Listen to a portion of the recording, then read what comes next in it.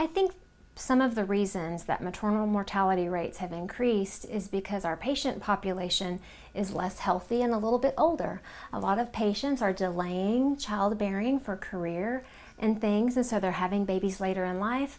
And they have medical conditions going into pregnancy like type 2 diabetes, chronic hypertension, pre-existing heart disease, obesity, and those pre-existing conditions significantly increase the risk of things like preeclampsia, gestational diabetes, C-section rates, and those complications in pregnancy increase the mortality rates in pregnancy, and that includes up to that 1 year postpartum, which is what was cited in the article that showed the increased mortality rates. It's not just in the immediate intrapartum in the hospital period. That study also looked at 1 full year after delivery. I think we often forget about the 4th trimester. You know, we get so focused on the pregnancy that we forget about the postpartum period. I feel like everybody reads that what to expect when you're expecting, and they don't read the last chapter, which is probably the most important chapter of the whole book.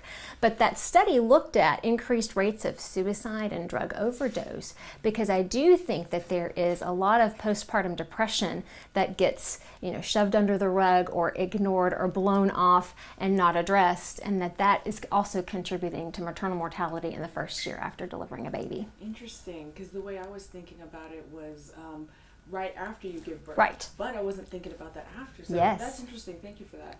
And another thing I wanted to ask too, the age. So you're saying later in their years they're pregnant.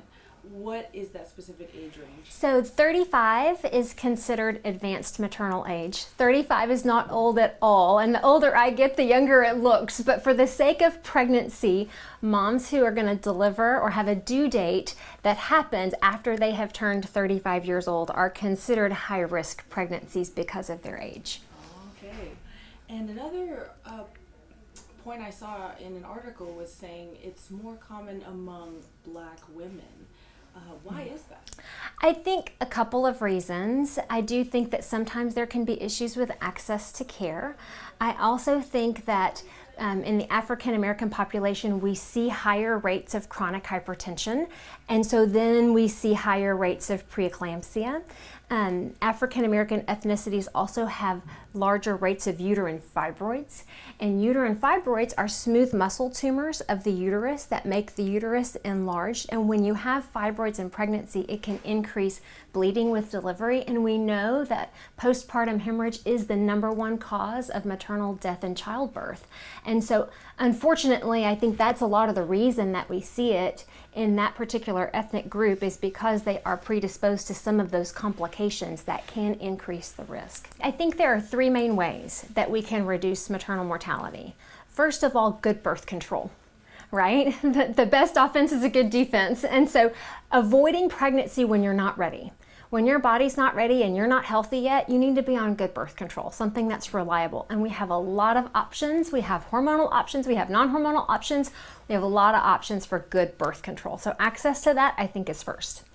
The second thing I think that we need to do to reduce maternal mortality is get those pre-existing conditions under control. We want to get any excess weight off so that we start the pregnancy with a normal body mass index.